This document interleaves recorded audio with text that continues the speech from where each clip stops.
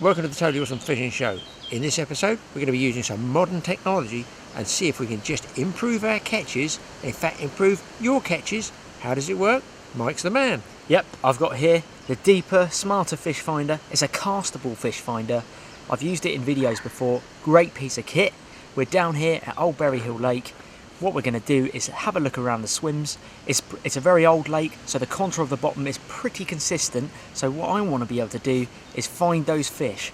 See if I can find one or two fish with the fish finder. Then I'm going to use feeders. I'm going to use a method feeder and try and bring more fish into that area. See, what happens, guys, is this is even all the way over.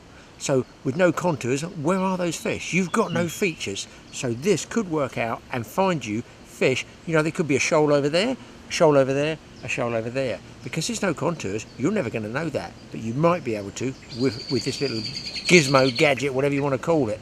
Yep, so we're going to take a little look around the lake now, a couple of different swims, and see if we can find some fish.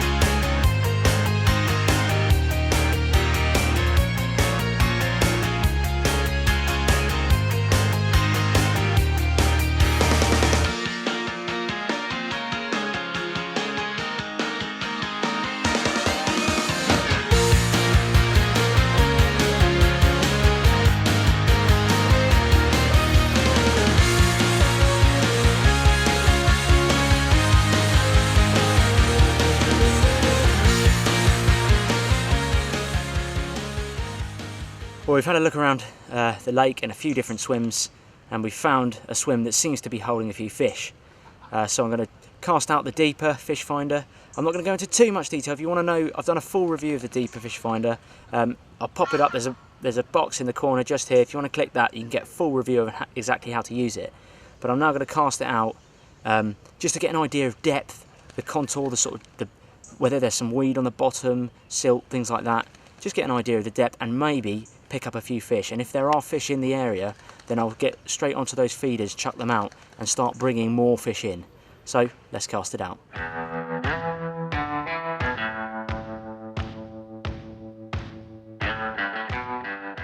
Well, I've just cast out the deeper, probably about 20 yards, I'd say 25 yards.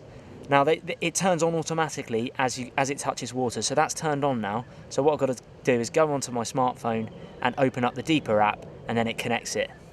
Well, so it's cast out there now. Hopefully it's on. Here's the deeper app. I just press the deeper icon, and it fires up the app. And it's saying down at the bottom here, connecting to deeper. And there you go. It's beeping, meaning it's connected now. I've got a depth reading up in the top right of 1.9 meters. It's flashing red because I've set a depth alarm on it. Now I'm going to mute it because otherwise you guys are going to get really annoyed with the beeping. And at the moment, so it's reading 1.9 meters, and I can see my battery percentage on it is, oh, and look at that, there's a fish there. 0.9 of a meter. There is a fish there. So it's solitary fish, it's on its own. I can see most of it's probably silt at the bottom here, because we know from the history of the lake that it's pretty much mostly silt, but I can see small gaps of weed there, and it's coming onto the screen here. But there is a fish, but at least I know that whatever fish that is, obviously I can't really tell, but I know it's at 0.9 of a meter.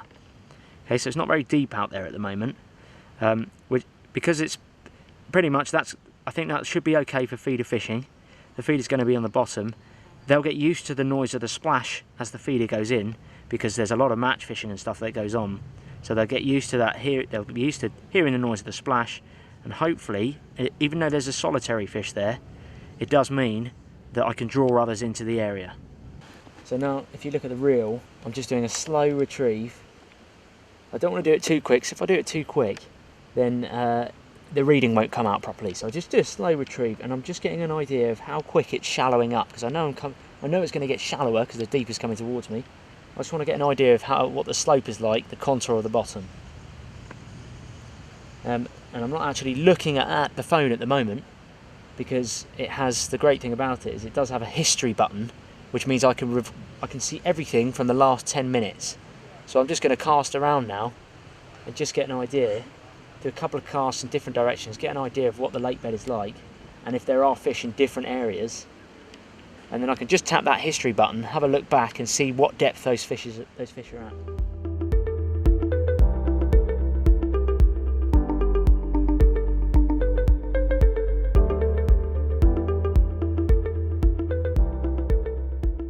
Well, I've done another few casts, and now you can see, just from doing those few casts, there's a fish at 1.7 metres, a fish at 1.8 metres. Now these ones are right near the bottom. It's at 2 metres, and they're at 1.7, 1.8. So that tells me it's certainly going to be good for feeder fishing. And there's another third fish coming in on the screen, slightly higher, but just the fact that there's 3 fish in that area means, to be honest, that's the area I'm going to target. I'm going to get that ground bait, get the carp pellets together, mix them up, and cast 2 feeders. I'm going to fish 2 feeders on the bottom with pellet as a hook bait, and I'm going to link them up to some bite alarms as well.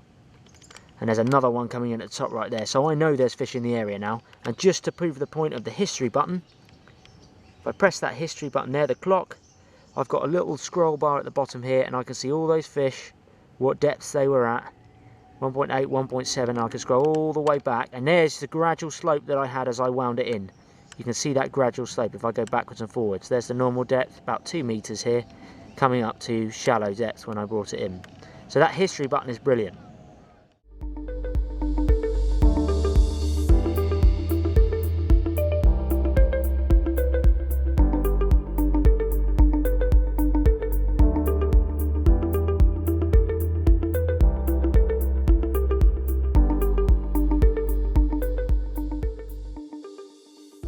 Well, right on the camera. You're joking? Yeah, just press the button. Just press. I think we just missed the. Just missed the take, did we? Yeah. Oh well, fish on. A fish is a fish is a fish. Either way, changed tactics a bit, and I've really gone for the bait now. I've piled in a couple of ground. Oh, he's come off. He's there. Oh, anyway. There he goes. There he goes. Well, we saw the fish anyway. Saw the fish, but putting a bit more bait in now. Getting towards that afternoon sort of period, so I'm starting to put a bit more bait in, and obviously it's working, it's paying off. Well, there we go. Mike lost that fish earlier on. That was on a feeder just next to me, and that possibly was fish that we saw marking on the sounder there, because I've now got a very small bream on here. Not a big fish, but I'm float fishing, and hopefully we get it in the net, be able to show it to you. There we go. Not a big fish at all, but target species achieved. And were they out there all the time underneath those sounders? You know, you've got to fish as well. The sounder won't catch you the fish, it will just tell you the general area you should be fishing. It's up to you as a fisherman to catch the fish. And there, a small bream red maggot on a Wegler float. So it's sort of one up to me, one down to Mike. I'm sure he's going to come back though. Let's get this guy back.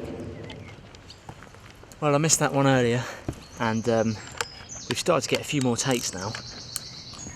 To be honest, I've been baiting up a bit more frequently. I've noticed people around the lake aren't really baiting up very often, so I thought I'll put a bit more bait in. And I'm on the method feeder and a pellet feeder, so 2 types of feeder. This one's come to the method feeder. It's only been out about 5 minutes now, so potentially that fresh bait worked. But as you could tell by the FishFinder when we cast it out, you could see those fish in that area. So I've tried to keep the casting in that confined area that we spotted those fish on the depth finder, and it seems to have paid off. So I'm going to definitely keep baiting up and keep casting into that restricted area. I don't want to be casting too far out. I want to try and make every cast really accurate, but it's certainly a better sized bream.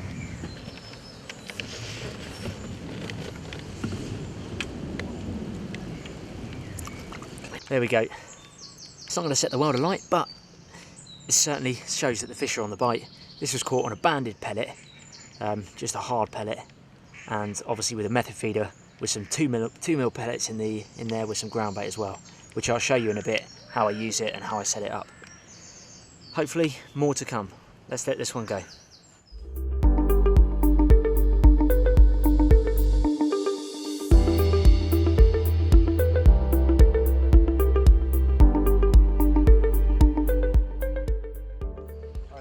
Big bream. It's a big fish. Bigger bream? No, or a pike or something.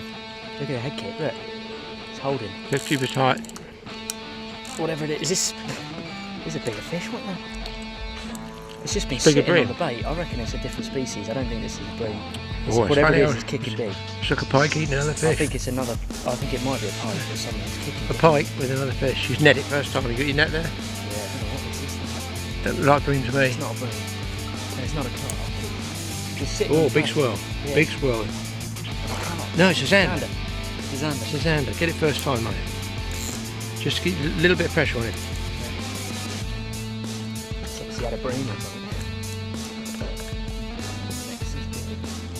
That's a nice zander, man. Is it? Yeah, Joe, do you Yeah, want it's I'm good. a It's nice right, a nylon trace, it's £3 line, it's probably going to go. Look at it, it's a decent zander. Oh man, he's actually taking it. Yeah. What size hook's that? 20? No, it's no small. You take your He's going time. to ping off any minute. I don't want to overkill him. No, just keep it, just do what Nice you're doing. fish. Look at it, it's a good zander. Oh, it's tiny, Yeah, watch his head shakes against the feeder, that's when he'll pop it off. Nice zander. Take your time. I don't want to think No, no, no. No, if he comes off, he comes off. It's amazing you had him on that time. Don't watch the feeder doesn't bang in the edge of the net.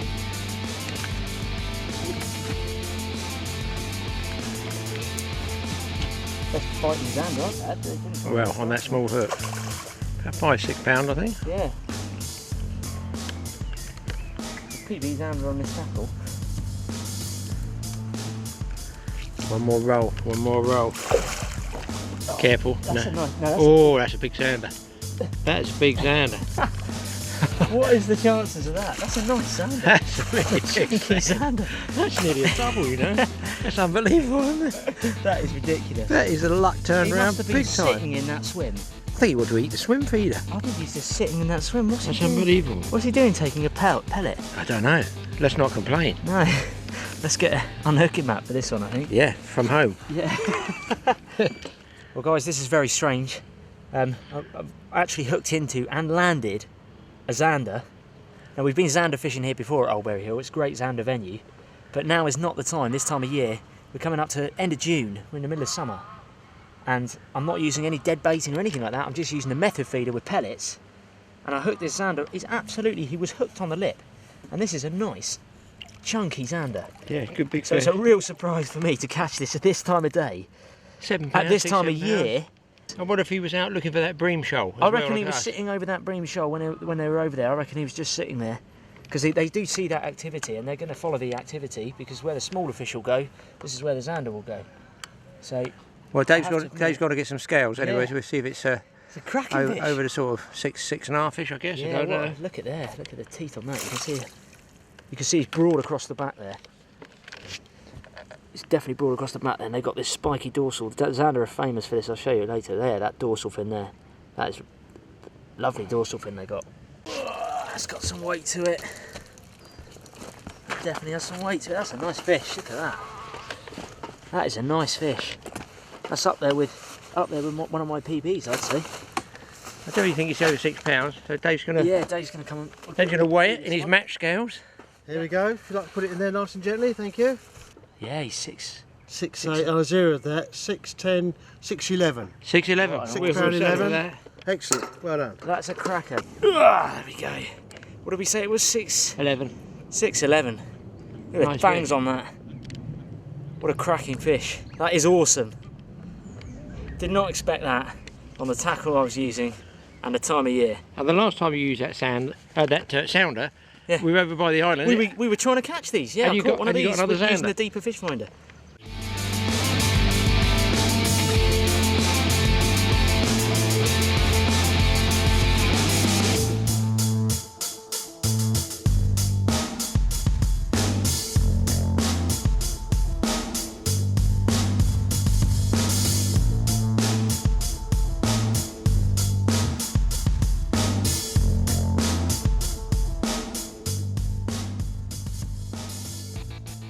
I just lost that bream, but I had that lovely zander earlier, so it's a good opportunity really to tell you basically the setup that I'm using. So I've got an 11-foot Avon rod, nice and sensitive tip, but it's still got the power to chuck out those feeders. The reel I'm using is just one of Dad's old famous battered pieces of very good reels, but he would call them very good reels, but they've got a sort of clutch there, and it's easy to use. Nice small size reel, about 2000 size reel. £6 line, I think it's Pro Gold, and that goes down to the feeder, which is a method feeder here, and this is 25 grams, this method feeder. So £6 line, that line goes all the way through that feeder there, and then it comes out here, and this is the great thing about it. I'll show you how it works. This is the hook length here, and that's probably about 4-inch hook length. It's a size 18 hook, and the line there is £6 as well. And on the hair is just a rubber band, basically, which keeps that pellet on there. And I've been using the pellets today to quite good effect. Now what happens is this isn't a bolt rig as such. It's slightly bolted, but what happens is the fish will pull here, and then that pops out that bead, and then they're free running straight directly onto the reel. So it sort of acts as a hook hold really as that pulls out. You don't want to push it in too tight, because the bream are quite finicky fish. A carp would probably be alright, but bream are quite finicky, so you just barely push it in there. As the fish takes the bait, pop, that runs out, and it's sliding through, and you're straight onto the fish. Now let me show you how to put the ground bait on there. Well, for those of you overseas, in America maybe, or other countries where you don't really know what I'm talking about, feeder fishing basically means that you are having a feed of bait next to your hook bait here. So that little method feeder, it's called a method feeder there, is helping attract fish to this hook bait here, and that's the idea. That's basically what feeder fishing is. There's loads of different types of feeder. The one I'm using today is a method feeder. Let me show you how it works and what bait I put in it. Yeah. Right, well in this bucket here I've basically got a mixture of 2mm carp pellets. They're the very tiny pellets you can see there, and the green powder is betaine green powder. So that's my ground bait. So I've got 2mm carp pellets and then some ground bait there as well. I've added a small amount of water to that, just enough so that when I crush it like that, it bonds together, and that's what's going to pinch around the feeder. Well, if you can see there, that's my rubber band. That's the pellet hook bait I'm going to be using. Got a clever little tool here, which you may have seen in some of other videos. Just helps expand that elastic band so that I can get the bait on. You just push it in like this, and at the top here you push down, and as you can see, that stretches out the elastic band. Then I get the pellet, I just place it under there, slowly come off the trigger thing, and there we go. There's our hook bait with the elastic band sitting just off it. Well, this method feeder here, it basically comes with a plastic mould, and it's actually got I don't know if you can see that, it's got an insert, like a little dent at the bottom there, and that's for your hook bait. So there's a little indent, and what I'll do is I'm going to put my pellet and the hook that's on the hair there in there like that. That can just sit there. Then I'm going to grab some of the ground bait that I've got here and the pellets, just gently put it over, and I'm going to just do a small press there just to begin with.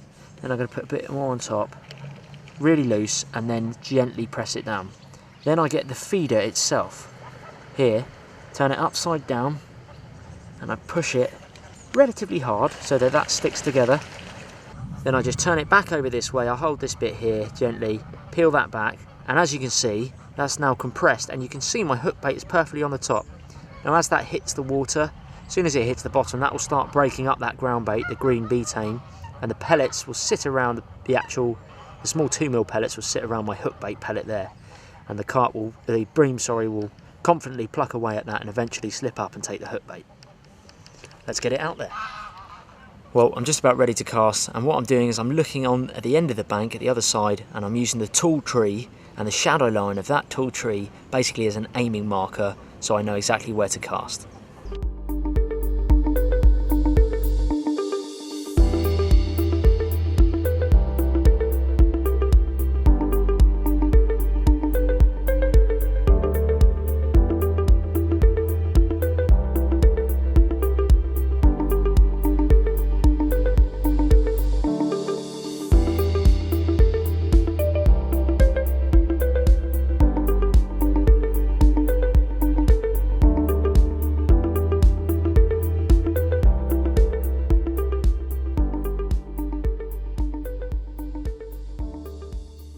Well, I just cast out the method feeder, and I said there's lots of different types of feeders. Thought I'd show you this one.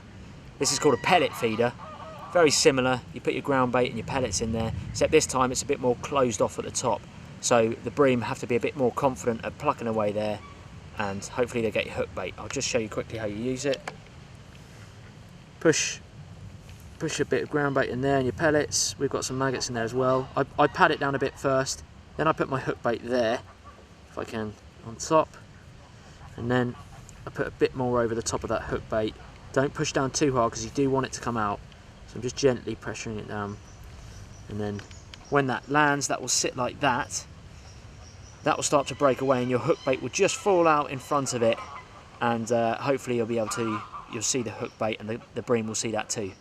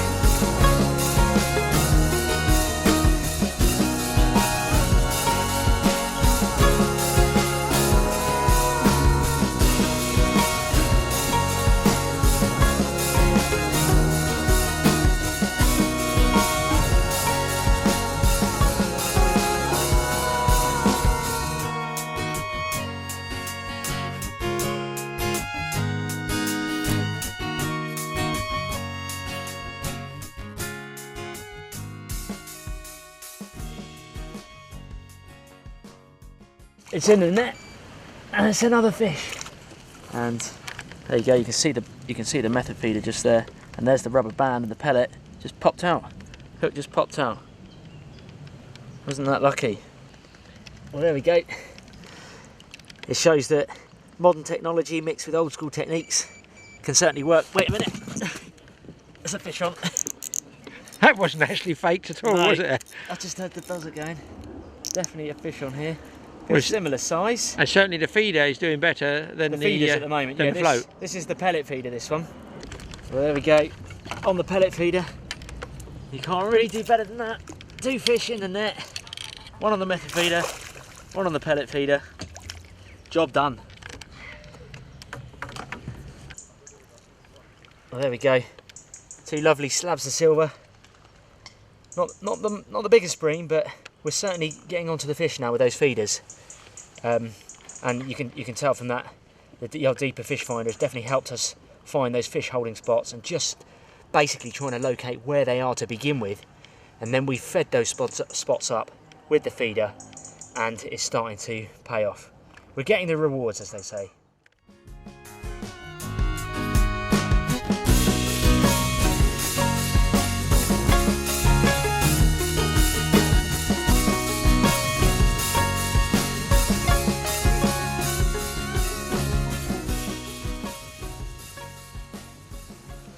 Well, there we go, guys. That's a proper bream from Old Berry Hill Lake, and that could have been one that you saw earlier on in the echo sounder mid-water that's actually gone down on the feeder now and is on the bottom. Let's get it on that way, Matt. We'll show you what it looks like. Now that's good fun to catch. Anybody can come here on a day ticket, and you can get bream, you can get tench, and good winter fishing as well here. Do you know what? I've got a feeling we might get some more. I mean, they must be coming on the bite now, no question of that. I cast up the float and I went to sit down and I thought, why can't I put this rod in the rest? Something's tight, something's caught somewhere. It must have taken the bait on the drop with the float, and on the match rod, it's what bream fishing, it's really what waggler fishing is all about. Nice bend in the rod, and I don't think this is a small fish either. It just goes to show you, we walked all the way down the lake, using that little echo sound, a little deeper. Not just trying to find contours or features which normally would point you in the direction of a fish, but actually to physically find some fish. Fingers crossed, Oh yeah, nice fish. We get to show you another one. And I changed over to what Mike's been catching on those pellets. Seems to make, look at the bend in this rod. I mean, this is not a bad old bream. One's not a million miles away from 4 pounds, I know. Come on. I'm using the same rig as Mike, but I'm on the waggler float there. You can see the waggler float up in the, by the net there. You can see the waggler. And here comes the bream. Hook's hanging there. Too late, pal. Oh, dear me. Dear me, ladies. That's what we call, in England, a slab. Well, I'll tell you what's great fun here at Old Berry Hill is Mike's getting them on a feeder and I'm getting them on a float rod. It shows you that traditional methods can catch, albeit we're using pellets, or Mike's been converting me to some pellets. I just happened to bring some pellets with me. A good job I did. And there, of course, these little banded thingies can be used over and over again with a pellet. And this, I feel, is even bigger than the last one. Do you know what? If you had a net of these, you wouldn't need very many to get 100 pounds.